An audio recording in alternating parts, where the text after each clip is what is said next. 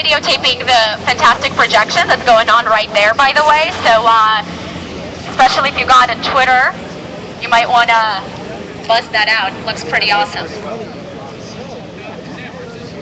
So, our next panelist is me.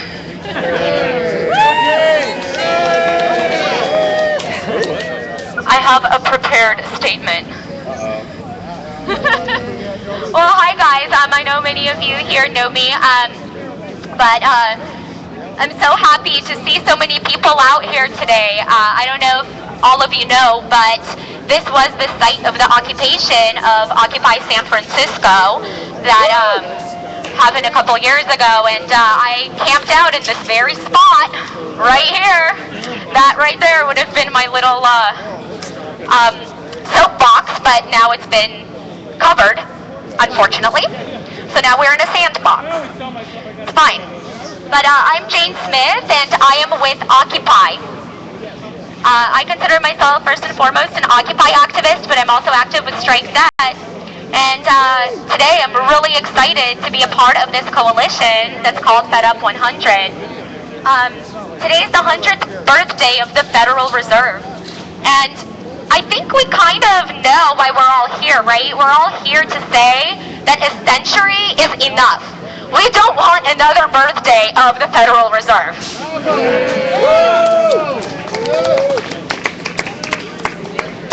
It's really, really nice to see all these people out to say that we don't want another birthday to the Federal Reserve.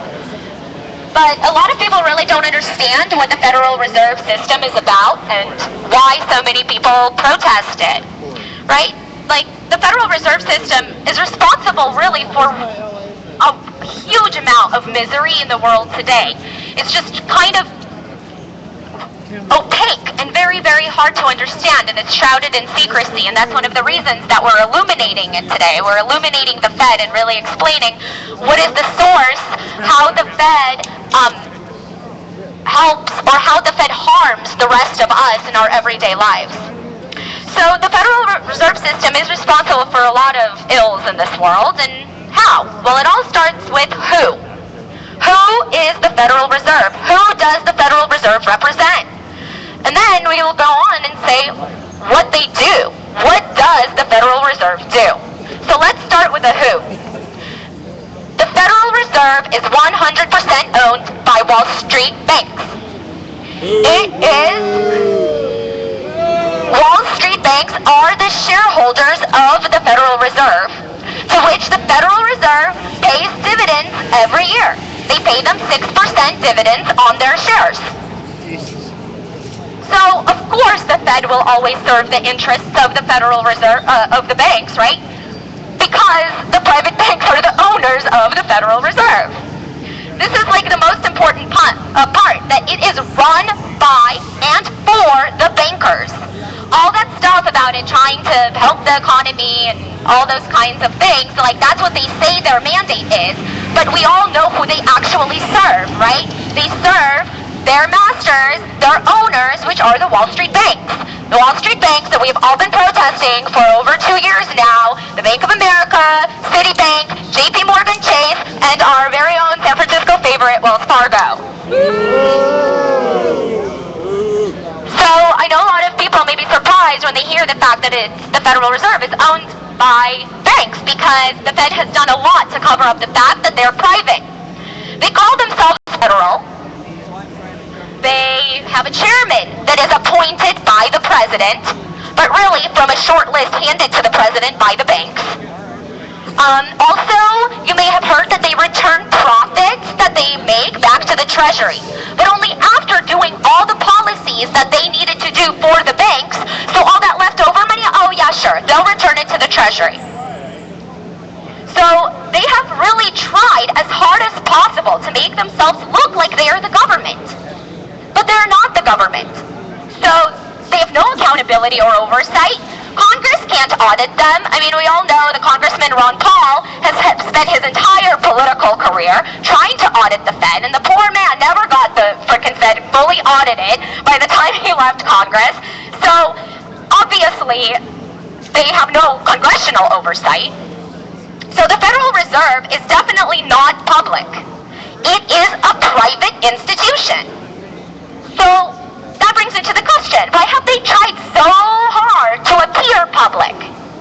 Why do they try so hard to pretend that they are federal? So they can have a monopoly. Because they want to think that what they do is done by the government. So that brings me to what they do. The Fed's main function, is controlling the money supply. Another way to say this is that what the Federal Reserve does is create money for the entire nation. They want you to think that money is created by the government for the people, but it's not. Money is created today by the banks and the Federal Reserve for the banks. Where's our gold? Well, all our money is currently issued as debt. Most of it comes into existence as loans. Most of our money is not physical currency, it is digital. And the way that it came into being and in someone's bank account is through a loan, whether it be a housing debt, national debt, credit card debt, all sorts of debt. Student loans, because all of these loans are issued by the Wall Street banks, they get the money first. These banks get to use that money in order to buy up all the things that they want before the money inflates the money supply and propagates through the economy. So, really, they also get money, the banks get money from the Federal Reserve at 0.25% interest. Today, they can get money from the Federal Reserve at 0.25% interest. So they're basically getting money for free from the Fed. This allows the banks to get the money first and keep it away from places that need it. For example, Oakland, Detroit, Stockton, all the other cities that are going bankrupt around the nation. While cities go bankrupt, instead of bailing them out, the Fed will pour billions and billions of dollars into the banks. They call it quantitative easing. Now, we've all heard the news stories. Lo and behold, on January, they're going to start paying $75 billion a month instead of $85 billion a month to the banks to bail them out, to basically buy up their assets and instead put reserves instead of their broken mortgage-backed securities. It's basically a money laundering scheme. They allow these banks, the Fed allows these banks to borrow from them at 0.25% interest. But what about the cities and the municipalities? They have to borrow from Goldman Sachs with horrible swaps at 6, 7, 8% interest, and everyone's taxes and austerity, all of that is pushed onto the people to pay as interest. So quantitative easing is a wealth transfer to the banks, and it is exactly what we should expect of the policies of the Federal Reserve. Why? Because they're owned by these Wall Street banks. They represent the bank's interests, not the people. Think about it. We have had national debt crises, austerity. All of this is said that there's really not enough money to do all sorts of things.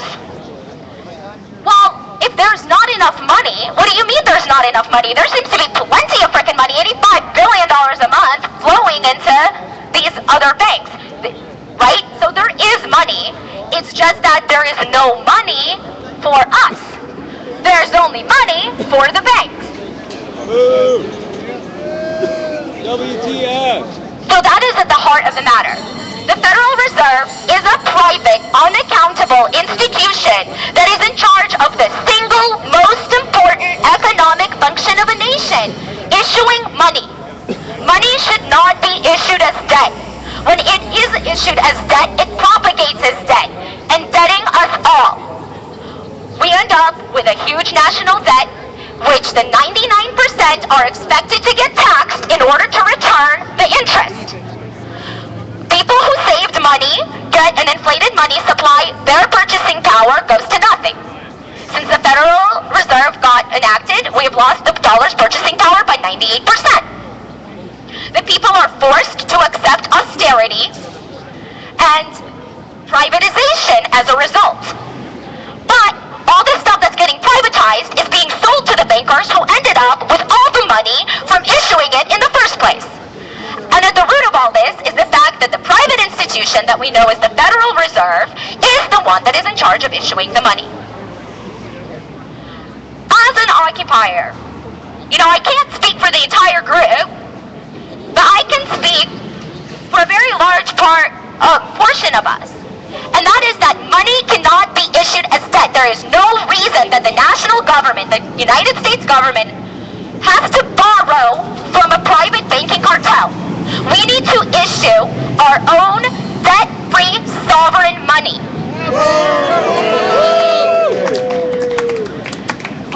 The Federal Reserve needs to be part of the Treasury. It needs to be accountable to the people. There needs to be oversight by the public.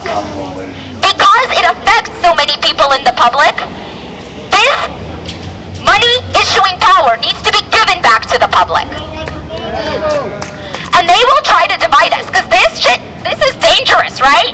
Like, the left coming together with the right, this is dangerous. They will try to divide us. They will say, they'll try to put the labels on us, right? They will say, the libertarians against Occupy, against socialists, against Tea Partiers.